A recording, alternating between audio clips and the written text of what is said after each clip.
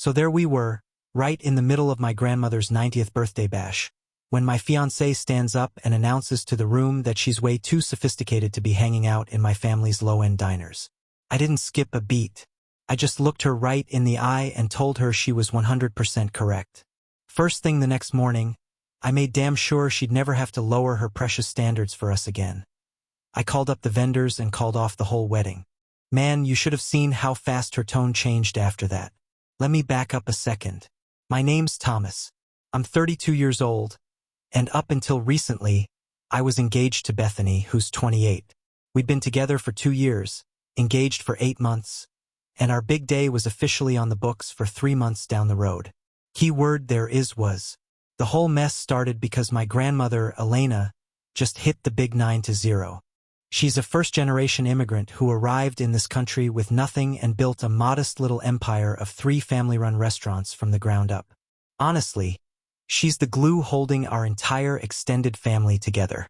So, when her birthday rolled around, she only had one simple request. She wanted all of us gathered at her very first restaurant, the one she opened way back in 1978 with my late grandfather. Now look, it's definitely not some upscale, fine dining joint.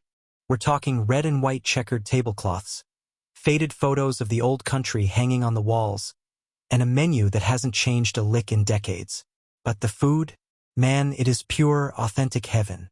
To our family, that place is practically hallowed ground. Bethany knew all of this. I told her the stories 1,000 times.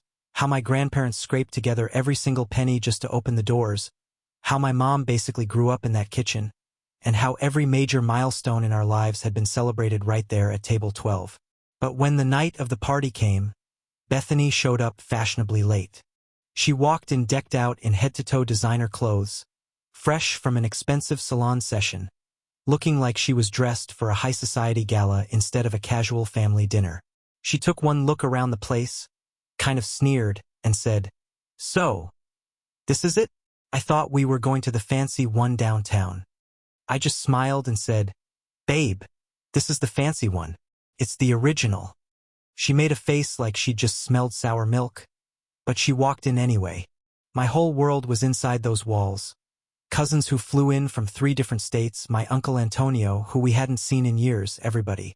When Grandma Elena saw us walk through the door, her face lit up like a Christmas tree. "My treasures!" she cried out, mixing her English and her native language the way she always does when she gets excited. But instead of giving my 90-year-old grandmother a real hug, Bethany just leaned in and gave her one of those fake, polite air kisses. We all sat down at this massive family table, and pretty soon, the food started piling up. We had Grandma's legendary meatballs, her award-winning lasagna, and fresh bread from the bakery next door that's been partnering with us since 1982. It was a feast. Right off the bat, Bethany just pushed her plate aside without touching a thing. My Aunt Rosa noticed and asked, "Sweetie, you're not eating?" Bethany sighed and said, "No, I'm on a detox. All of this food is just way too heavy for me." Okay, strike one. Then, a few minutes later, my cousin's 5-year-old son, little Tony, accidentally knocked over his juice box. A few drops splashed right onto Bethany's designer handbag. You would have thought the place was on fire the way she shrieked. "Are you kidding me?" she screamed, jumping up. "This bag cost $3,000. Who just lets their kid run wild like a feral animal?" The entire restaurant went dead silent. Not just our table, every single customer stopped chewing and stared.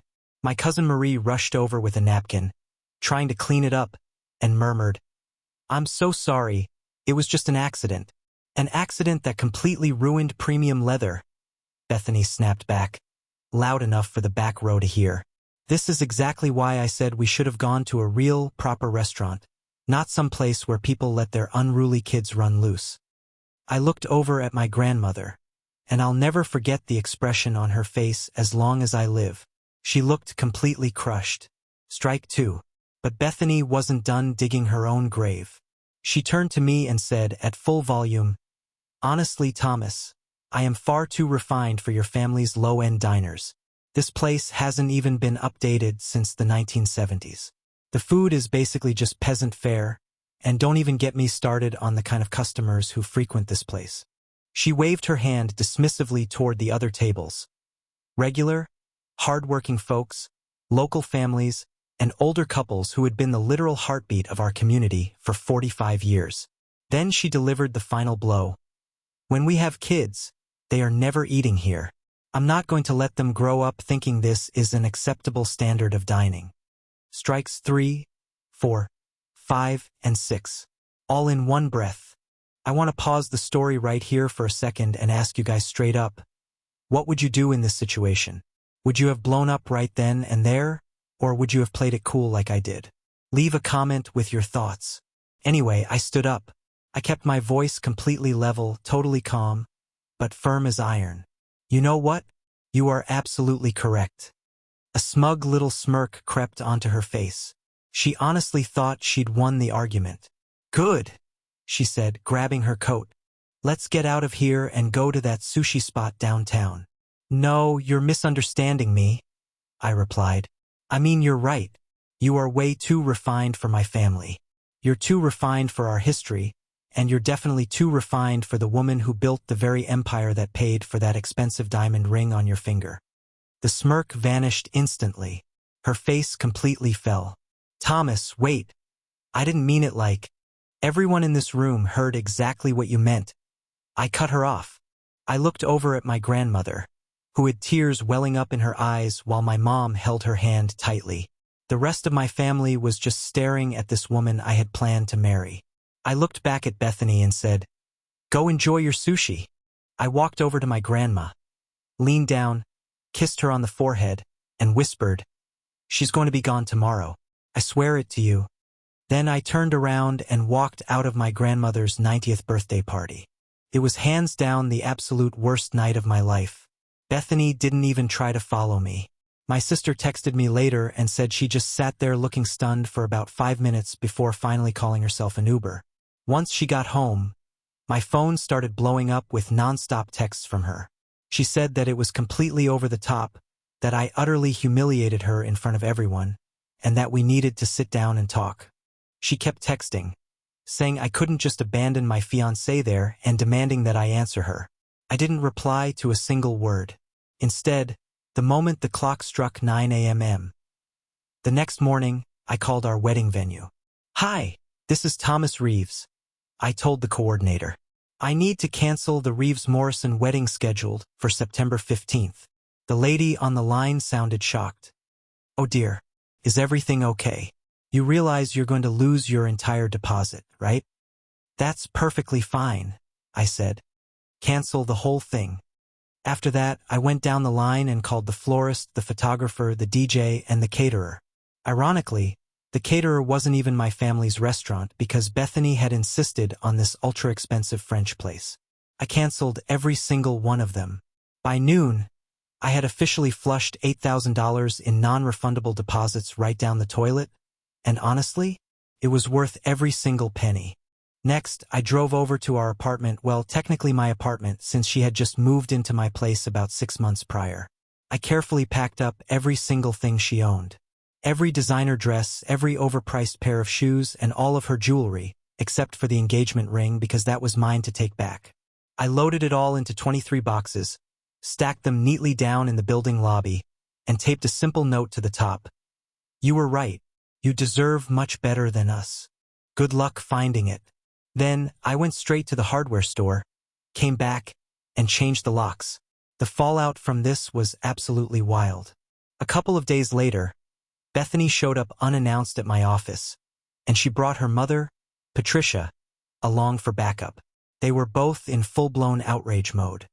"What on earth have you done?" Patricia started screaming at the receptionist the second they walked through the glass doors. "You canceled the entire wedding." The front desk called security immediately, and I walked out into the lobby to confront them. The moment Patricia saw me, she shifted her voice into this fake, syrupy sweet tone. "Thomas, dear, surely this is all just a massive misunderstanding. Bethany mentioned you two had a minor little disagreement about dinner locations." I looked at her and said, "She openly called my grandmother's life's work a low-end diner and referred to her food as peasant fare. right to her face at her 90th birthday party. Patricia flinched a little at that. Well, perhaps her choice of words was a bit poor. She said she was far too refined for my family. I interrupted. She meant every single word of it. So I am simply letting her go, so she can find a match that fits her high standards. Right on cue, Bethany started crying. But let me tell you, those were total crocodile tears. Not a single drop of water left her eyes. Baby, you are seriously overreacting, she sobbed. It was just wedding stress, I swear. Oh, really? Wedding stress makes you insult the woman who literally raised me after my dad died? See, I forgot to mention that part. My grandma Elena basically raised me and my sister after our father passed away when I was only 10 years old. She isn't just my grandmother. She's my absolute everything. Bethany blinked, looking confused. I didn't know she raised you. We've been together for 2 whole years, Bethany, and you didn't even know that? Patricia tried to jump back in from a different angle. Thomas, the wedding is in 3 months. Think about the scandal. People are going to gossip. Let them gossip all they want, I told her. The wedding is off and the deposits are long gone. I canceled everything yesterday. That's when Bethany completely lost her cool, and the real tears finally started flowing. You threw away $30,000. It was $8,000, I corrected her. And it wasn't thrown away. It was money well spent to avoid spending the rest of my life married to someone who thinks she's above the people I love. Right then, security showed up and politely but firmly escorted them out of the building. As the elevator doors were closing, Patricia yelled out, "You are going to regret this, Thomas. My daughter has plenty of better options." I truly hope she takes them, I shouted back across the lobby. That night, my family's group chat was absolutely blowing up. My sister Lisa texted that Grandma was worried about me and asked how I was holding up. My mom wrote that she had never been more proud of me. Uncle Antonio chipped in, saying thank God. That woman was absolutely terrible anyway. And my cousin Marie sent a message saying little Tony wanted to know if the mean lady was gone for good. I texted back right away, telling him yes, she's gone for good. But the absolute best message came from my grandmother, who had dictated it to my mom to type out. It said, "My dear Thomas, you are worth so much more than all the fancy handbags in the world. Sunday dinner, table 12. Don't be late. Table 12. That's the exact spot where my grandfather proposed to her, where my parents announced their engagement, and where every beautiful major moment in our family history has taken place. And it's a spot where Bethany will never, ever sit again." As for those better options Patricia was bragging about, yeah, they didn't quite pan out the way she expected. Turns out, Bethany tried to go behind my back and revive the wedding herself. She started calling up all the vendors, trying to reinstate the contracts. But you don't just get non-refundable deposits back. On top of that, inflation and seasonal demand had kicked in, and the costs to rebook everything had absolutely skyrocketed. The venue was suddenly demanding 40% more than the original price. The florist wanted a massive rush fee, and the photographer was already booked up for another event. By the time she crunched the numbers, she was going to need about $45,000 out of pocket just to get the wedding back on track. Her grand solution to this? She started spinning a wild web of lies to all of her friends, telling everyone that I was financially controlling, that I was abusive, and that I had essentially stolen her dream wedding from her. The only problem with her little smear campaign? Everybody already knew the real truth. See, my cousin Marie's husband happens to work as a bartender at the country club where Bethany and all of her high society friends hang out, and he was standing right there behind the bar, listening to her tell the whole pathetic story to her buddies. So, the rumor mill started spinning almost immediately. Bethany tried to rewrite history, telling anyone who'd listen that I was this irrationally jealous, controlling monster. According to her version of the story, I called off the wedding just because she suggested we try a few new restaurants. But one of her friends called her out on it, asking, "Wait, didn't you call his grandmother's restaurant cheap?" Bethany just brushed it off, claiming, "Oh, it was completely taken out of context." Then another friend piped up, "In front of his entire family? At her 90th birthday party?" Come on. Bethany's only excuse was that my family was too sensitive, but her friends weren't buying it. And let me tell you, real karma came knocking a lot sooner than anyone expected. See, Bethany worked as a luxury brand consultant, basically helping incredibly wealthy people buy overpriced stuff they didn't need. Her whole career relied on her image and her high society network. But my grandmother, Elena, isn't just some sweet lady who runs a few restaurants. She's a local legend. She's been in business for 45 years, owns 3 thriving locations, and is connected to absolutely everyone in the food and business industry around here. And that includes a man named Richard Blackstone. Richard happens to own the ultra-luxury mall where Bethany's firm was located. He's also been a Thursday night regular at my grandma's restaurant for over 20 years, and he was sitting right there at her 90th birthday party. He heard every single word that came out of Bethany's mouth. First thing Monday morning, Bethany's boss called her into the office and said, "Bethany, we need to have a serious talk about your client relations." Bethany, arrogant as always, said, "My performance is stellar. What's there to talk about?" "Richard Blackstone called," her boss replied, "and he is deeply concerned about whether you align with our brand's core values." Bethany gasped. "What?" "He told me you publicly shamed Elena Rossi at her own birthday party, and that you called her life's work a cheap, peasant-like diner. That was a private family matter," Bethany argued. "You said it in a public restaurant with 60 witnesses," her boss countered. "And 3 of those witnesses happened to be major clients of this firm." Those unacceptable customers Bethany had been mocking at the party? Yeah, they included 2 prominent CEOs and a federal judge, all of whom were grandma's regulars. Bethany wasn't fired on the spot, but her boss strongly encouraged her to start looking for other career opportunities. She ended up resigning 2 days later. After that, Bethany went into absolute overdrive. She started dating immediately, posting a new guy on her Instagram every single week, with each one supposedly wealthier than the last. First up was Garrett, an investment banker. That romance lasted exactly 4 days, right up until she demanded a $500 a plate dinner on their second date, and the guy completely vanished. Next was Philippe, this elegant European entrepreneur. Turns out, he was actually just a waiter at a local French restaurant who was faking his accent. She found that out the hard way when she showed up at his office unannounced. But guy number 3? That was Harrison Wellington III. We're talking legitimate old money heir, descended from a massive railroad fortune. Bethany thought she'd finally struck gold.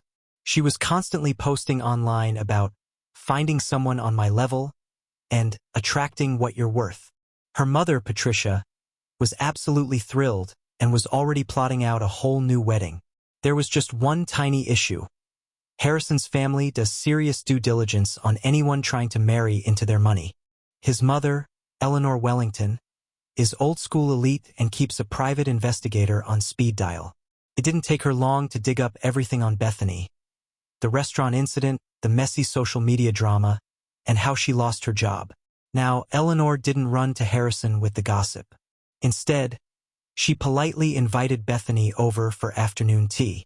My sister Lisa, who happens to be good friends with Eleanor's personal assistant, got the inside scoop on exactly what happened.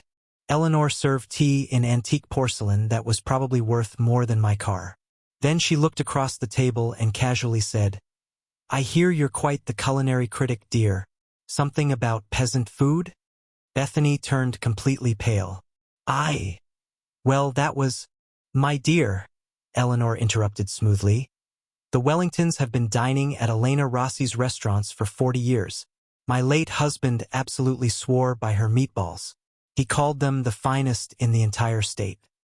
"I didn't know," Bethany stammered. "Clearly," Eleanor said, "you also don't seem to know that Harrison's trust fund comes with a strict morality clause. Any spouse who publicly disrespects family, friends, or behaves in a manner unbecoming of our name automatically forfeits all financial rights." Bethany scoffed. "That can't be legal." "Oh, it's been perfectly legal since 1943, Eleanor smiled. "It has prevented quite a few ill-advised marriages. Harrison is free to marry whomever he chooses, of course, but the money belongs to the family, and we protect our own." And that includes the Rossis. Bethany left the estate in tears. Harrison dumped her that very night via a text message, right in the middle of a dinner at an incredibly exorbitant restaurant, leaving Bethany to foot the massive bill all by herself. At that point, Bethany's downward spiral became very real. With no job, no man, no wedding, and no apartment, she couldn't afford rent on her own and had to move back into her mother's place. But do you think she actually learned her lesson? Not a chance. She decided to launch a blog called Dating After Emotional Abuse, a survivor's story. Every single post was a thinly disguised attack on me. She wrote articles with titles like When Your Ex Picks His Family Over Your Future, Red Flags I Missed, He Was Too Tied to His Mom, and Why Successful Women Intimidate Insecure Men. But the internet didn't side with her. The comments section was brutal. People were replying with things like, "Girl, you trashed his grandmother's restaurant at her own birthday party. This isn't the win you think it is," and Team Thomas all the way. She ended up having to shut the comments off entirely. And then came the legal hammer. Bethany made one massive, critical mistake.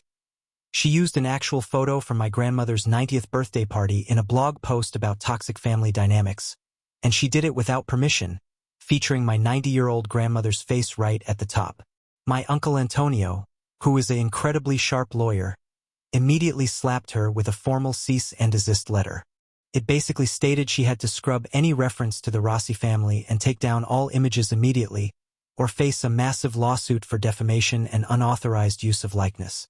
She deleted it all, but the internet never forgets. People had already taken screenshots, and someone turned the whole saga into a TikTok.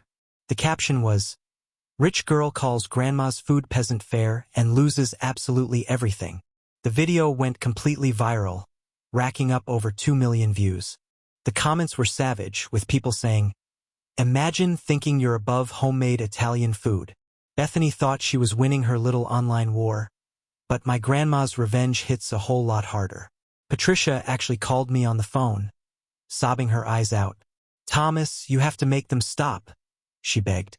"Bethany is completely ruined." "I'm not doing anything," I told her calmly.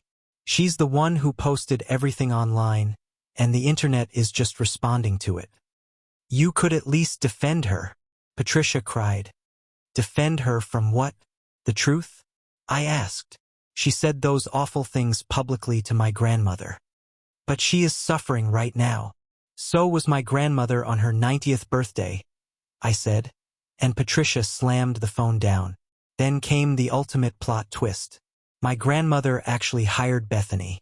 I am completely serious. During our usual Sunday family dinner, Grandma casually dropped the bomb. She looked up and said, "I gave Bethany a job." I literally choked on my meatball. "What? Grandma, why would you do that?" "The girl needs work," Grandma replied simply, "and I happen to need a dishwasher." "Grandma, you don't owe her anything. You don't have to do this," I argued. Grandma just shrugged. "I am 90 years old, Thomas. I do whatever I want. She is young and she is foolish. I was young and foolish once too, but I learned. Maybe she will too." "She's too proud. She'll never take it," I said. Grandma just grinned at me. "She already did. She starts tomorrow morning at minimum wage. No special treatment whatsoever. She works, she eats, and she learns a little humility. Or, she walks out the door. You see, my dear boy, the absolute best revenge in life isn't destroying someone. It's showing them exactly what they lost, day after day." My grandmother is an absolute legend. And believe it or not, Bethany actually showed up. On day one, she walked into the kitchen wearing expensive designer gloves to wash the dishes.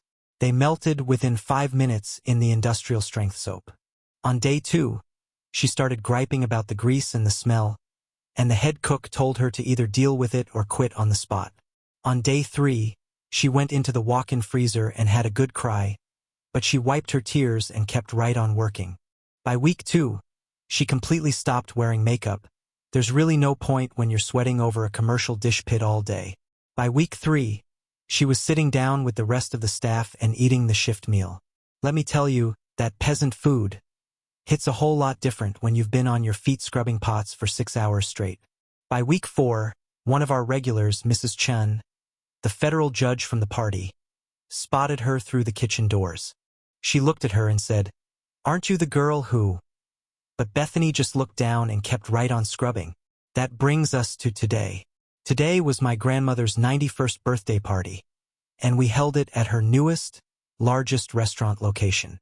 It was a bigger celebration, but it was the exact same family gathered around the legendary table 12. Only this time, I brought someone special with me. Her name is Adriana. She's a kindergarten teacher I met at a local bookstore.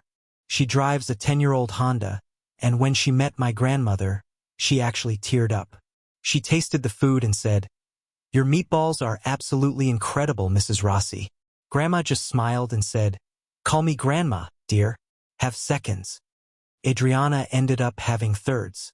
Right in the middle of dinner, the kitchen staff walked out singing Happy Birthday, carrying a massive cake. And leading the line holding the cake was Bethany. She was wearing her heavy canvas dishwasher apron, a hairnet, zero makeup, and looked completely exhausted. She looked right at my grandmother. Their eyes locked, and she said, "Happy birthday, Mrs. Rossi." "Thank you, dear," Grandma replied warmly. Bethany glanced over at me. Then her eyes shifted to Adriana, and finally down to the sparkling engagement ring on Adriana's finger. Yeah, I proposed to her last week right there at table 12 with my grandmother's full blessing.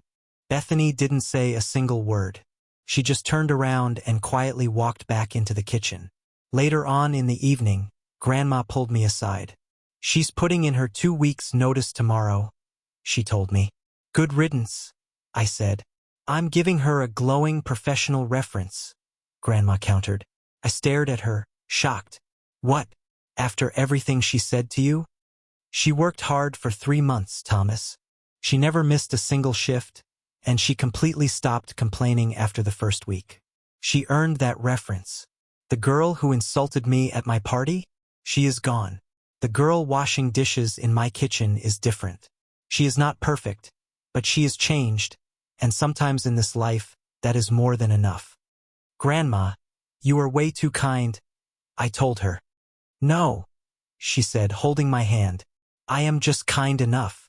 She learned that this so-called low-end diner feeds hundreds of people every day. It employs 30 staff members.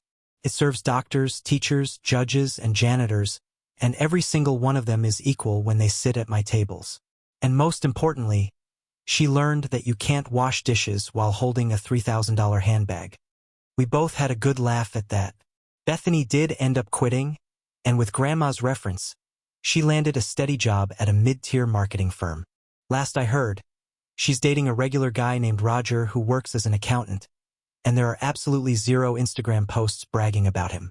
Her mother, Patricia, has completely cut off all contact with me, my family, the Blackstones, and the Wellingtons. As for Harrison Wellington III, he's currently engaged to a wonderful kindergarten teacher, and his mother, Eleanor, absolutely adores her. Meanwhile, my family's restaurants are absolutely booming. That viral TikTok video actually ended up drawing in tons of curious new customers, and Grandma had to hire even more staff just to keep up with the demand. Adriana and I are getting married next spring at the original restaurant, and we're hosting the reception right at table 12. The menu is going to be pure peasant fare. The guest list will be full of that unacceptable clientele. The venue is going to be a beautiful, low-end diner that hasn't changed a bit since the 1970s. And the bride? Well, the bride is a woman who knows that my grandmother's homemade meatballs will outshine every single designer handbag in the world. Every single day of the week. Oh, and just last week, Bethany sent us a wedding card. It wasn't filled with a long message or anything. She just signed it with a simple letter, B. Grandma took that card, put it in a nice frame, and hung it right on the kitchen wall next to a photo from her 91st birthday party. She told me she put it there to remind everyone that true dignity doesn't come from a designer label. True dignity comes from hard work, respect, washing the dishes, and understanding that nobody on this earth is ever above honest food made with love. My grandmother is 91 years old, barely stands 5 feet tall, but she is hands down the fiercest person I have ever known in my life.